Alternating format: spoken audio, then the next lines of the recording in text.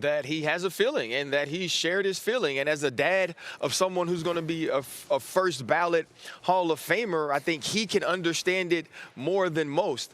When dealing with RG3, who is now our colleague, we had to get on a phone call when I was signed to the Washington, at that time it was a different name, to the Washington Commanders.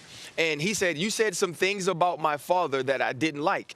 And it was a very long text message, and I don't do long text messages with people I'm not married to. And so I said, "I'm going to give you a call." I called him and I said, "Look, here was my feeling." What I said about him is, it is very tough to lead a locker room of fathers when your father is always hanging over you. And we've seen, and I know Kyler Murray, and in a day and age where so many black fathers aren't seen as present, aren't seen as there, I don't want to say anything negative about the way he parents. But he's one of those fathers that is very involved in his son's career. He was obviously very involved in getting him here. He's a father that wants to see his son do well, but also wants to see it happen his way. And I do believe that that plays a part in some of Kyler Murray's immaturity when you don't have an opportunity to be your own man, when you don't have an opportunity to make a lot of your own decisions in many cases. It doesn't bode well as to what you can be inside locker rooms and on sidelines during football games. And I think that this offseason is just a sign of Kyler Murray's immaturity. And I think some of that immaturity is based on the way that he's grown up, based on the way that his corner leads him.